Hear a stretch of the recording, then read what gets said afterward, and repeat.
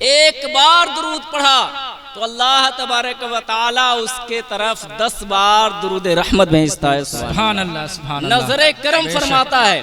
अब जरा आप इसकी हल्की तशरीह सुनते जाएं और अपनी किस्मत पे नाज करें कि वहदहु ला शरीक का कितना बड़ा एहसान है कि उसने हमें उम्मत मुहम्मदिया में पैदा फरमाया। कि अल्लाहु अकबर। प्यारे आका इरशाद फरमाते हैं, मेरे उम्मती अगर तुमने एक बार दुरूद पढ़ा तो वो रब जो सारे जहां का मालिक है, जो खालिके कायनात है, जो रज़्ज़ाक़ मुतलक है, वह पाक परवरदिगारे आलम अब तुम्हारे तरफ नजरे करम फरमाता है। वो भी एक बार दुरूद पढ़ने में, एक बार नहीं बल्कि मामला तो यूं होना चाहिए कि पढ़ने वाला एक बार पढ़ा है तो उसके तरफ दुरूद भी एक बार ही दुआए रहमत भेजी जाए, मगर वह रब का ये करम है। प्यारे आका फरमाते हैं, मेरे उम्मतियों अरे तुम एक बार पढ़ोगे रब तुम्हारे तरफ। सुभान अल्लाह, सुभान अल्लाह, बहुत उम्दा। मालूम ये चला प्यारे इस्लामी भाइयों, अगर हम एक बार दुरूद पढ़ते हैं तो वह वहदहु ला शरीक हमारी तरफ। अल्लाहु अकबर। हम झूठ बोलते हैं, चुगली करते हैं, गीबत करते हैं, जुबानों से बेहुदा बातें बकते हैं, न जाने क्या क्या करते हैं, क्या क्या खुराफात करते हैं, मगर कुर्बान जाओ कि हमें अल्लाह तबारक व तआला ने उम्मत मुहम्मदिया में पैदा फरमाकर ये एहसान कर दिया कि यकीनन हमें प्यारे आका के सदक़े ये दर्जा मिल गया कि ये गुनहगार जुबान अगर अपने नबी की बारगाह में एक बार दुरूद पढ़ती है तो वहदहु ला शरीक 10 बार नजरे करम। सुभान अल्लाह, सुभान अल्लाह। फिर आगे इरशाद फरमाते हैं, सुभान अल्लाह, व कुतिबत लहू अशरा हसनात, और उस शख्स के नाम आमाल में 10 नेकियां लिख दी जाती हैं। सुभान अल्लाह, सुभान अल्लाह। अब देख रहे हैं उलमा क्यों दुरूद पढ़वाते हैं। आप बस फायदा देखें और उलमा के एहसान मंद हो, अपने अइम्मा हजरात का एहसान मंद हो कि ये बार बार दुरूद पढ़वा के हमारे और आपके नाम अमाल में कितनी नेकियों का इजाफा फरमाते हैं। अल्लाहु अकबर। कि अल्लाह तबारक व तआला उसके नाम अमाल में 10 नेकियां लिख देता है। और देखें सुभान अल्लाह, व हुत्तितत अनहु अशरु खतियात, और उस शख्स के नाम अमाल से 10 गुनाह मिटा दिए जाते हैं। अल्लाहु अकबर, सुभान अल्लाह। बेशक बेशक, बहुत।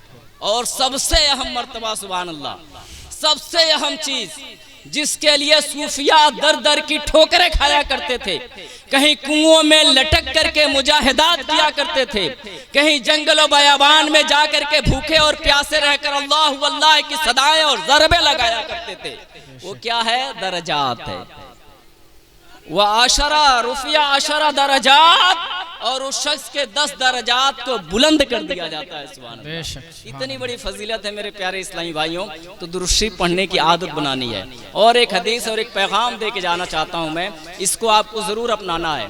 जो लोग नमाज पढ़ते हैं वो भी करेंगे, जो नमाज नहीं पढ़ पाते वो भी इस चीज़ को करेंगे। वो क्या है? प्यारे आका। अच्छा, ये बहुत अहम चीज़ मैं बार बार बयान करता हूँ, इससे बढ़कर हमारे लिए और खुशकिस्मती की बात क्या हो सकती है कि हम प्यारे आका की उम्मत। जी जी, बेशक बेशक। मगर सुभान अल्लाह, आप जरा हदीस सुने। प्यारे आका सल्लल्लाहु अलैहि वसल्लम इरशाद फरमाते हैं कि अगर कोई मेरा उम्मती रोजाना मुझ पर 50 बार दुरूद पढ़ा करे, कै बार पढ़ा करे? 50 बार दुरूद पढ़ा करे, तो मैदान महशर में मैं उससे मुसाफा करूंगा। सुभान अल्लाह, सुभान अल्लाह। हज़रात, मेरी माँ बहनों, आप भी जरा गौर से सुनो, ये कोई और नहीं, प्यारे आका इरशाद फरमा रहे हैं। सुभान अल्लाह। वो नबी जिन पर बच्चे भी कुर्बान हुए हैं, वो नबी जिन पर माओ ने अपने बेटे कुर्बान कर दी है, माओ ने जिस नबी पाक पर अपने शौहर को कुर्बान कर दिया, अपने बेटों को कुर्बान कर दिया, मजहब इस्लाम की खवातीन ने अपनी हर शय को उस नबी पाक पर कुर्बान करके ये दर्श दे दिया कि सुबह क़यामत तक जितने भी ला इलाहा इल्लल्लाह पढ़ने वाली औरतें होंगी, चाहे वो जिस खित्ते से हो, चाहे जिस कोने से हो, चाहे दुनिया के जहां कहीं के भी हो, उनका ये दर्द से इबरत होना चाहिए कि अगर हमें सबसे बढ़कर किसी से मोहब्बत करने का हक है तो नबी आज़म है। बेशक बेशक, सुभान अल्लाह, सुभान अल्लाह। बहुत खूब हज़रत। वो नबी आज़म सल्लल्लाहु अलैहि वसल्लम इरशाद फरमाते हैं, क्या फरमाते हैं? कि अगर कोई मेरा उम्मती रोजाना मुझ पर 50 बार दुरूद पढ़े तो मैं उससे मुसाफा करूंगा। जरा आप गौर करें, उलमा से आप हजरात 12 सुनते हैं, मैदान महशर में नफ्सी नफ्सी का आलम होगा, हर इंसान एक एक नेकी का मुहताज होगा, परेशान हाल होगा, कोई किसी का पुरसाने हाल न होगा। यहाँ तक कि अंबिया अलैहिमुस्सलाम भी कहेंगे इज़हबू इला गैरी, तुम जाओ किसी और के तरफ। सिर्फ एक नबी की शान होगी, वो हमारे और आपके नबी की शान होगी, जो नबी इरशाद फरमाते हैं, मेरे सहाबा सुनो, अल्लाह तबारक व तआला ने कुल अंबिया अलैहिमुस्सलाम को एक खास दुआ अता फरमाई कि जब वह मांगते अल्लाह ताला उनकी उस दुआ को कबूल फरमाता। मुझे भी रब ने अता फरमाया, मगर मैंने वह दुआ मांगी नहीं है इस दुनिया में, बल्कि रोज़े महशर के लिए छोड़ रखी है। सहाबा ने कहा या रसूलल्लाह वह क्या है? मदीने वाले आका सल्लल्लाहु अलैहि वसल्लम इरशाद फरमाते हैं कि जब नफ्सी नफ्सी का आलम होगा, हर तरफ से इज़हबू इला गैरी की सदाएं होगी, ऐसे वक्त में आदम अला नबीना अलैहिस्सलातु वस्सलाम आएंगे और फरमाएंगे या मुहम्मद, ए मुहम्मद सल्लल्लाहु अलैहि वसल्लम, देखें आपके एक उम्मती को अल्लाह अज़्ज़ व जल ने जहन्नम में ले जाने का हुक्म दिया है, आप उसे रोकें। प्यारे आका इरशाद फरमाते हैं मैं जाऊंगा, उसके हाथ को पकड़ लूंगा, एक हाथ से उसका हाथ पकड़ूंगा और एक हाथ से अपना दाढ़ी पकड़ूंगा, रब की बारगाह में अर्ज करूंगा मौला क्या तूने तमाम नबियों को दुआ न दी थी और क्या तूने वादा नहीं किया था? ऐ मेरे महबूब, जब तू ये दुआ करेगा तो मैं तुझे रुसवा न करूंगा, रोज़े हश्र में तेरी इज्जत होगी, तेरी अफजाइश होगी और आज मेरे उम्मती जहन्नम में जाए। आप फरमाते हैं मैं इतना कहूंगा और सर को सजदे में रख दूंगा और रब की बारगाह में अर्ज करूंगा रब्बी हबली उम्मती, ऐ मेरे रब मेरे उम्मत को मेरे हवाले कर दे, बख्श दे नहीं हुआ, हबली का माना होता है उलमा जानते हैं मेरे हवाले कर दे, मौला मेरे उम्मत को मेरे हवाले कर दे। बख्शना और है और खुद मांग लेना ये और है। प्यारे आका फरमाते हैं मेरे रब मेरे उम्मत को मेरे हवाले कर दे। रब फरमाएगा या मुहम्मद इरफा रासिक, ऐ मोहम्मद आप अपने सर को उठाइए, सल तोते और मांगिए आपको दिया जाएगा। तो शफा युशफा, अरे आप शफाअत कीजिए, आपकी शफाअत कबूल कीजिए। नारे तकबीर, नारे रिसालत, उलमाए अहले सुन्नत, नारे तकबीर। अब जरा अंदाजा लगाएं कि उस दिन ये शान किसकी होगी? हमारे नबी की होगी। आज दुनिया के स्टेजों पर कहीं अगर रसदुन वैसी आ जाए, कोई और दिगर मान लीजिए कि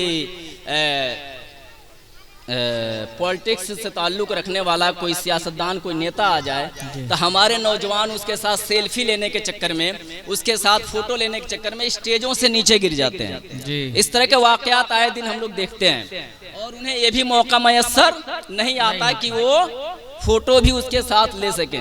मगर कुर्बान जाए वो नबी जिनके सदक़े में सारी कायनात बनाई गई, वो नबी जिनके सदक़े में औरतों को जिंदगी मिली, वो नबी जिनके सदक़ों में बच्चियों को रहमत गर्दाना गया, वो नबी जिनके सदक़े में, जिस नबी की शान ये है कि अर्श आज़म से जन्नत को खींच के हमारे माओ के कदमों के नीचे डाल दिया और ये बता दिया कि माँ की अजमत क्या है, ये सिर्फ उनकी शान होगी।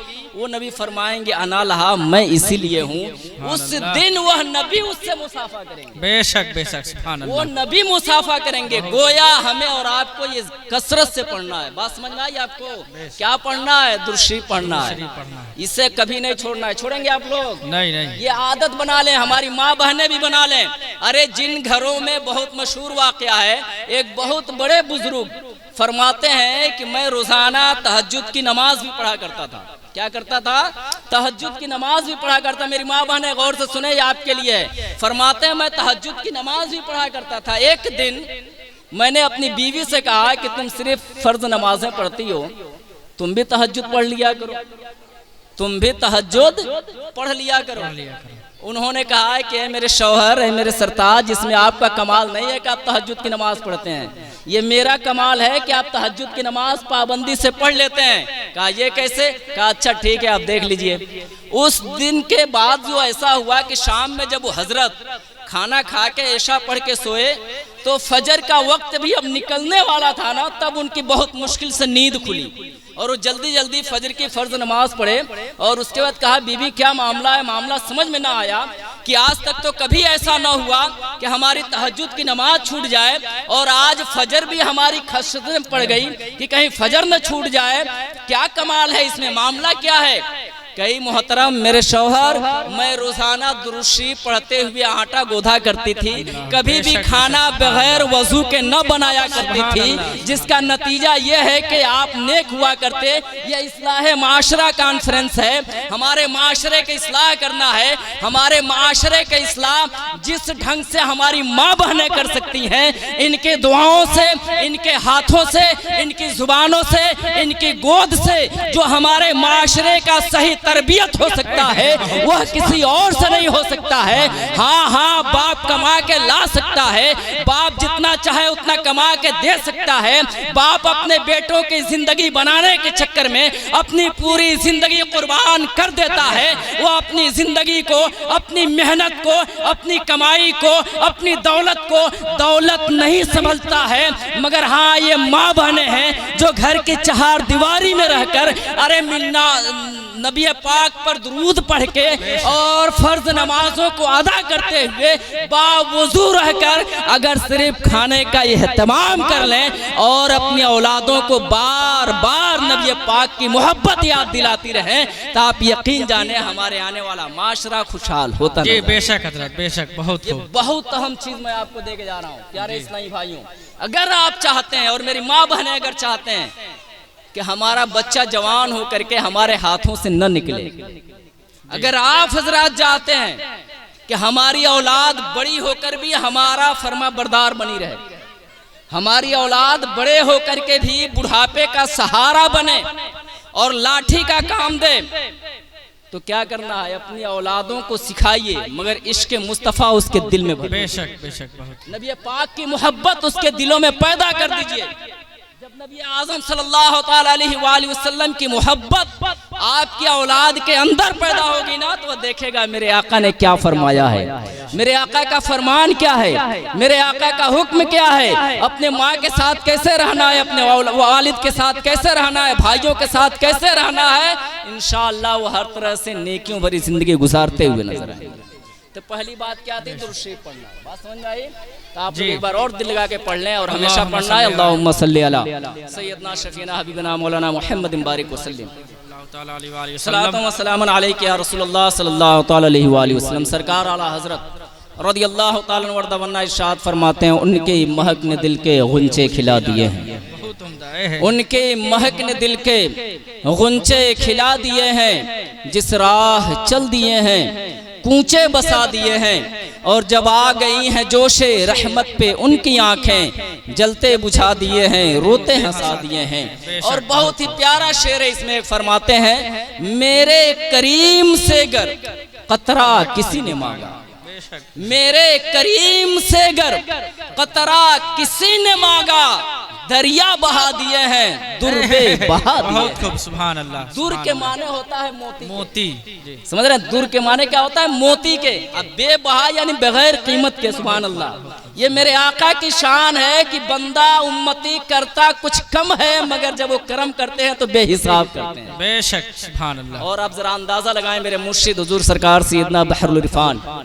मुज्जदिद तरीक़त इमामुल हुदा अकाई अकाई नेमत हुजूर मुफ्ती आफाक अहमद मुजद्दिदी अलैहि रहमत व रिज़वान फरमाते हैं, बहुत ही दिल को लगते हुए अशार, और जिनके एक शेर पर मेरा बयान आज होने वाला है।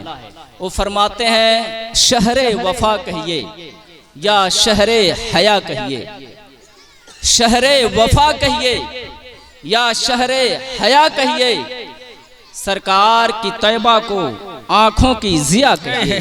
बहुत जिया के माने होते हैं रोशनी के। सरकार की तैबा को आंखों की जिया कहिए, और हर वक्त तजल्ली है, हर वक्त नए जलवे। जब आप मदीना शरीफ में थे 2006 में, दोबारा जब हज करने गए थे, आपकी तबीयत काफ़ी नासाज हुई। मक्का से जब मदीना आ रहे थे, तो जब बदर के करीब तक आप गए मदीना शरीफ से दोबारा देखने के लिए, उसी दरमियान में आपने इन अशार को लिखा था। फरमाते हैं, हर वक्त तजल्ली है, हर वक्त नए जलवे, हर नेमते खालिक का बस बहरे अता कहिए। और इसमें पैगाम देते हैं, मैं खार बनो उनके बहकोगे संभालेंगे, मैं खार बनो उनके बहकोगे संभालेंगे, मैं खार ये तैबा का खालिक की रिजा कहिए। बेशक और आखिर में फरमाते हैं गुर्बत में मदीने को आफाक जो आए हों ये उनका करम कहिए और फजल खुदा कहिए। प्यारे इस्लामी भाइयों, इसमें जो शेर मैंने पढ़ा, मैं खार बनो उनके बहकोगे संभालेंगे, मैं खार ये तैबा का खालिक की रजा कहिए। यहाँ उलमा मौजूद हैं, बहुत ही जिम्मेदारी के साथ मैं एक बात कहता हूँ प्यारे इस्लामी भाइयों, हम मुसलमान तो हैं मगर एहसास मुसलमानी हमारे अंदर से खत्म है। हम मुसलमान तो हैं मगर मुसलमान की जिम्मेदारियां क्या हैं ये हमारे अंदर मफकूद हो चुकी है।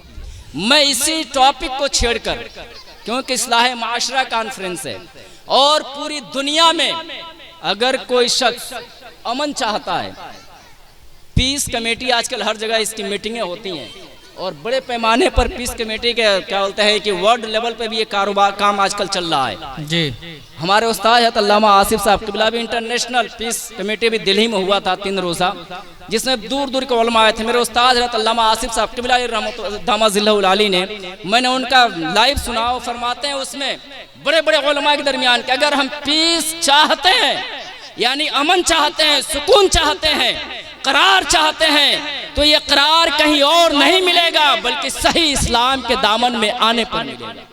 मैं यही पैगाम देकर के अपने बयान को ख़त्म करना चाहता हूँ और आप हजरात से दुआ करना चाहता हूँ, गुजारिश करता हूँ कि आप गौर से सुने और अमल करने की कोशिश करें।